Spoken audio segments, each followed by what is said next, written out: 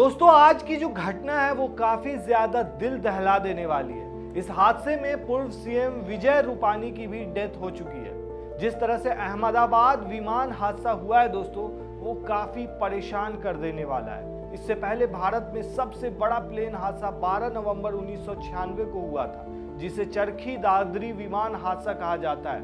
यह हादसा हरियाणा के चरखी दादरी के पास उस समय हुआ था दोस्तों, जब दो प्लेन एक दूसरे से एक गलत फहमी की वजह से टकरा गए थे। इस टक्कर में दोनों विमानों में सवार सभी 349 लोग मारे गए थे। वहीं दोस्तों आज वाले फ्लाइट में 242 लोग सवार थे। प्लेन क्रैश में एक भी शख्स का बचना मुश्किल होता है। थोड़ा ऊपर वाले से बस प्रार्थना है कि जितनी ज्यादा जान हो वो बच जाए। फिलहाल दोस्तों 100 से ज्यादा डेड बॉडी रिकवर की जा चुकी है। फ्लाइट नंबर A1171 ने दोपहर 1:38 पर उड़ान भरी थी और फिर 1:40 पर यह हादसा हो गया। मतलब महज 2 मिनट में। उस समय प्लेन 625 फीट की ऊंचाई पर था। इसमें गुजरात के पूर्व सीएम विजय रूपानी भी शामिल थे, जिनका निधन हो चुका है। भाजपा के राज्यसभा सांसद परिमल नाथवानी ने एक्स पर यह जानकारी दी थी। हालांकि कुछ देर के बाद उन्होंने अपना पोस्ट डिलीट कर दिया था। दोस्तों सूत्रों की माने तो उनकी मौत हो चुकी है। विमान में 242 पैसेंजर्स सवार थे। इसमें 53 ब्रिटिश, 7 पुर्तगाली और 1 कनाडाई नागरिक भी था। हादसे की ज्यादातर शव इतनी बुरी तरह से झुलस चुके हैं, उनकी पहचान करना भी बेहद मुश्किल है। उनकी पहचान डीएनए टेस्ट के बाद ही संभव हो सकती है। दोस्तों प्लेन जिस बिल्डिंग से टकराया वहां अहमदाबाद के सिविल हॉस्पिटल के डॉक्टर्स रहते हैं। जानकारी के मुताबिक 15 डॉक्टर भी घायल हो गए। दोस्तों विमान एयरपोर्ट की दीवार और एयर कस्टम कार्गो ऑफिस के पास ही क्रैश हुआ। विमान के गिरते ही पूरे इलाके में धुआं और गुबार दिखाई देने लगा।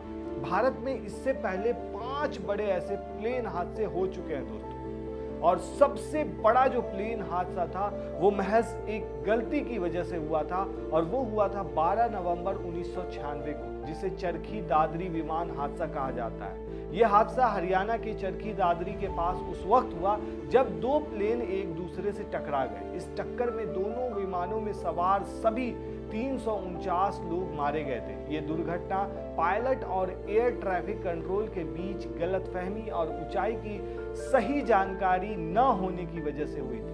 दोस्तों उसके बाद 1 जनवरी 1978 को मुंबई से उड़ान भरते ही बोइंग 747 अरब सागर में जाकर गिर गई थी। दिशा गलत मिल गई थी, गलतफहमी हुई थी और तकनीकी खराबी की वजह से इस हादसे में 213 लोगों की जान चली गई थी। प्लेन मुंबई से दुबई जा रहा था। उसके बाद दोस्तों 22 मई 2010 को air India express flight 812 Dubai से कर्नाटक आ रही थी। विमान में 166 लोग सवार थे। लैंडिंग के समय मौसम ठीक था, लेकिन रनवे छोटा और थोड़ा ऊंचाई पर बना हुआ था। पायलट ने विमान को जमीन पर देर से उतारा, जिससे ब्रेक लगाने के लिए पर्याप्त जगह नहीं बची थी। नतीजा ये हुआ कि विमान रनवे से आगे फिसलता चला गया, मतलब रनवे से भी आगे चला गया, और चूंकि वो ऊंचाई पे था मतलब, तो इस वजह से प्लेन जो है खाई में जाकर के गिर गया और 2 हिस्से में बट गया। हादसे में दोस्तों 158 लोगों की मौत हो गई थी। जांच में सामने आया कि पायलट बहुत थके हुए थे और समय पर निर्णय नहीं ले सके, जिसकी वजह से ये दुर्घटना हुई थी। उससे पहले दोस्तों 26 नवंबर 1993 को इंडियन एयरलाइंस फ्लाइट 491 औरंगाबाद से मुंबई जा रही थी। जैसे ही विमान ने उड़ान भरना शुरू किया, उसी वक्त रनवे पर एक ट्रक मौजूद था। पायलट को ट्रक समय पर दिखाई नहीं दिया और विमान जाकर उससे टकरा गया। टक्कर के बाद दोस्तों विमान में आग लग गई और वो टूट गया। हादसे में 55 लोगों की जान चली गई थी, जबकि कई लोग घायल हुए थे। दोस्तों उसके बाद एक अभी का ही इंसिडेंट है। केरल के कोझिकोड में 7 अगस्त 2020 को एयर इंडिया एक्सप्रेस का विमान रनवे से फिसलकर क्रैश हो गया था। इसमें 21 लोगों की मौत हो गई थी, जबकि 110 लोग घायल हुए थे।